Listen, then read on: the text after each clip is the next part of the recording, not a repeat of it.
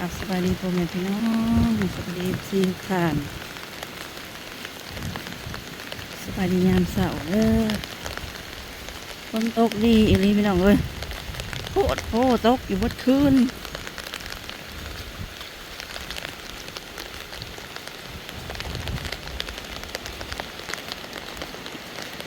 ตกอยู่บนคืนแต่พ้องเดียวนี้กะลีคือกันนักอย่างสิบ่แห้งไปดำหน้าปุ๊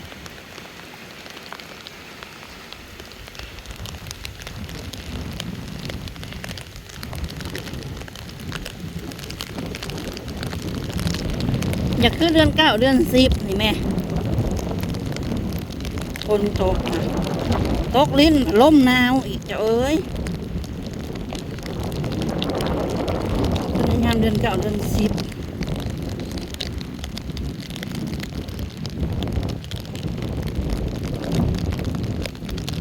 ลมวี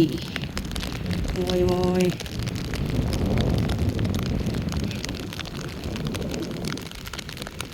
จะดำหน้าอยู่ตรงลุ่มจะดำหน้าเจ้าแรกในบ้านบ่จักเจ้าแรกในทุ่งนี่ว่าสันซะเจ้าที่2ก็เอา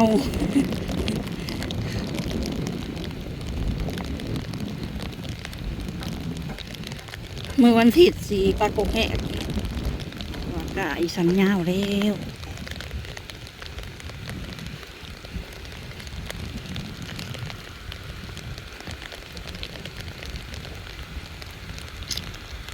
ไปเบิ่งตัวลูกอ่อนก่อน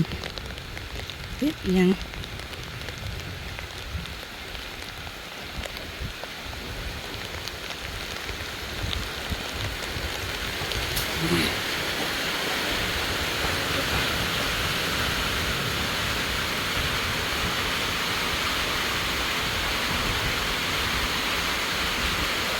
ปลาในน้องน่ะบืนไปเบิดเลยแหละ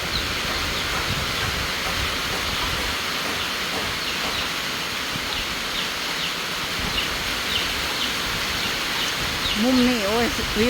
วดีวิวงามเที่ยวทุ่มเที่ยวหยาบนเป็นเที่ยวเขาปีเขาวาน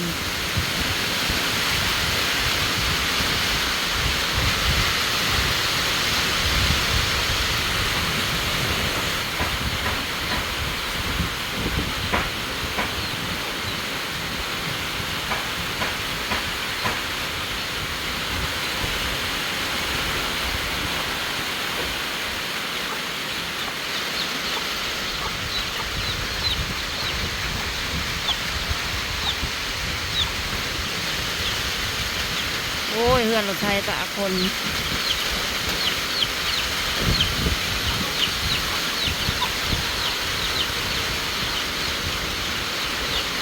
คนบ่พาบ่เนี่ยย้ายบ้านหรอบ่ฮะ ย้ายบ้านเลย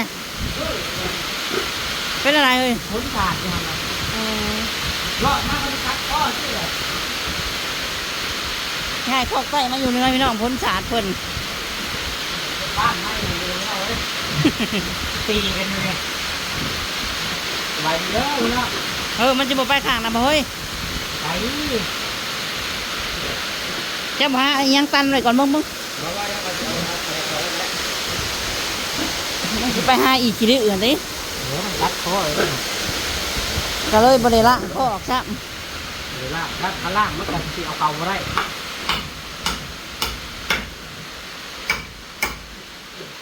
เป็นจังป้างเลยขึ้นมาอะไรง่ายเลยเนาะไปฮะช่วงง่ายมากลางบ่นี่มาเดี๋ยวว่าข้างล่างมันจะมาใกล้มือหน่อยขึ้นหน่อยดิมาใกล้มือหน่อยใกล้สายยางครับเพื่อนมาถูกข้างล่างเอา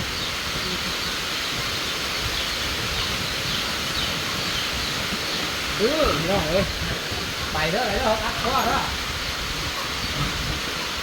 บ่คุ้นได้เฮ้ย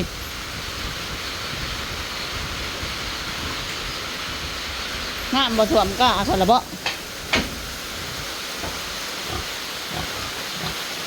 ป้า น้ำท่วมก็เอาเลย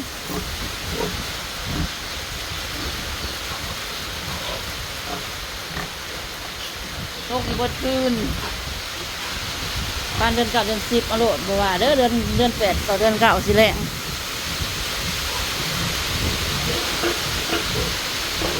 บ้าน น้องใหม่บ่หอมโพดบ่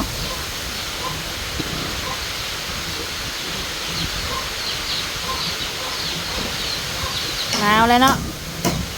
หนาวแล้วก็ยงแจ้งอยู่นะ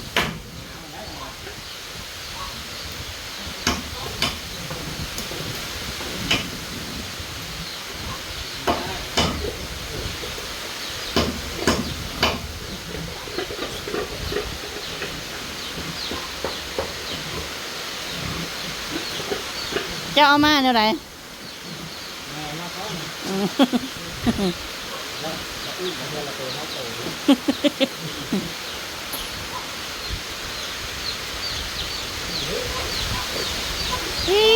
เฮ้ยหลอดไฟบกูกันซ้ำมันแตกดอกหนึ่งแล้วบริษัทซื้อมาซุ่มนี่ก็เลยบ่ได้ดอกไฟอุ่นนู่นนี่ก่อนกันอยู่นี่ขี่กันอยู่โอ้ยจะช่างเลยเถอะอันนี้เด้บ่แอวบ่อันนี้ก็สีเอาแยกออกเลยโอ้ยเจ็บบาดเนี่ยเอ้ยอยู่ในน้อยหนึ่ง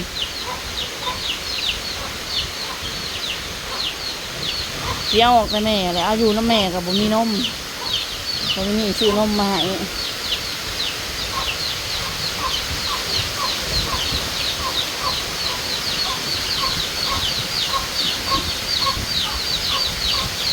เปิดดอกไฟอุ่นให้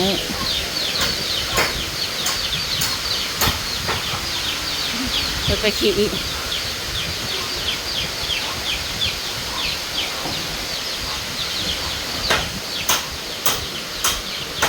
โอ้ซุ่มนี่ก็หนาวบ่ได้ว่าแต่ซุ่มน้อยจะนอนเรียนกันตุ๊บอันน่ะหูบางกลางลูกไปกินนมเลยโถ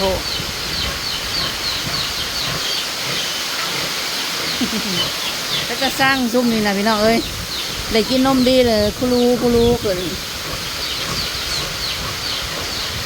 เห็ดบาทซุ่มนะตีแม่ผมมีนมก็เหี่ยวซักยายังไงก็คือเก่า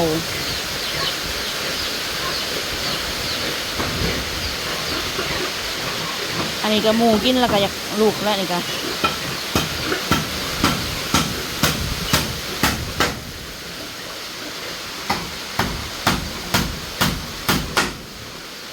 ขันหมูเคาะหนึ่งลูกกินชิบนก็อยากลูกอยู่แล้วเนี่ย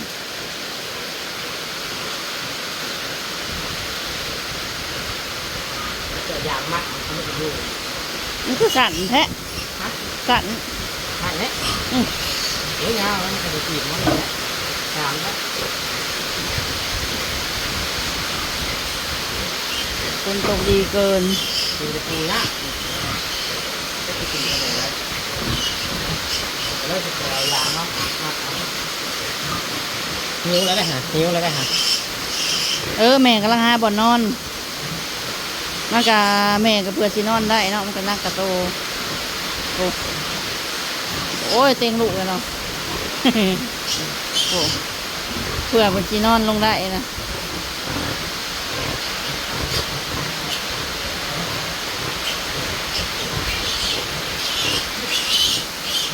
ญาติกันเสียงดังเท่าไหร่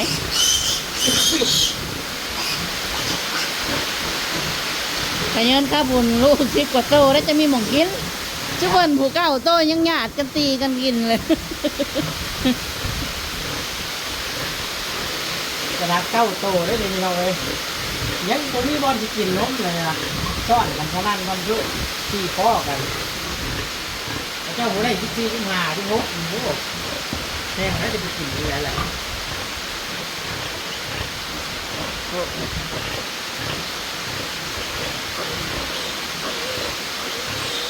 แม่มากระนอนพึ่มให้กิน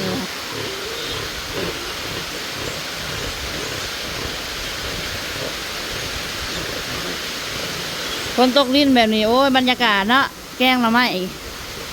กินนอนๆกลางเว้น กาดหนาน้องนิดเลย ทางบ่ได้นอนดอกสิ ถ้าหมดนอน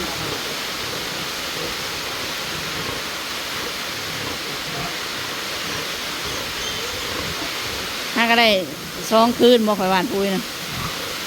มันร้ายไปแล้วอะไรเราคือ เอาน้ำปุ้ยก็ออกแล้ววะ เดือดแป๊ะเลย เวลากัน2-3 คืนซะก่อนเราสิเอาขี้หมูไปหวานใส่อยู่มันเหี่ยนแห้งทางน่ะ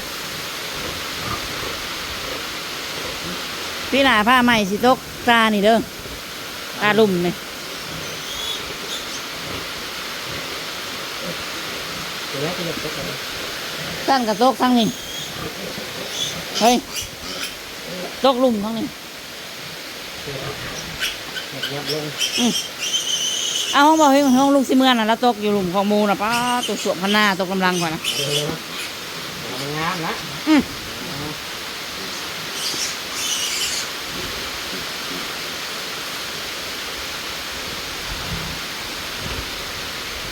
มือไหนจะเอาเงินรถไทยขึ้นนะ รักล่างซะก่อน ขึ้นมาละเฮ้ยกำลังเทมทางมันเปื่อยเอาขึ้นไปไหวเสียตัวนั้นเด้อบอลฝากเงินกลัวน่ะน่ะคอยว่าแล้วแม่1กินแม่2ต้องมา มันมีเสียงมันอะไร มองได้นอนก่อนกันอยู่จะไปตอนไหน ซุปนั่นนะอิ่มแล้วคุณไปนอนก่อนกันเลยในรังในแก๊สนี่ก็ยันเริ่มติ้งแล้วแหละในส่งนมให้กิน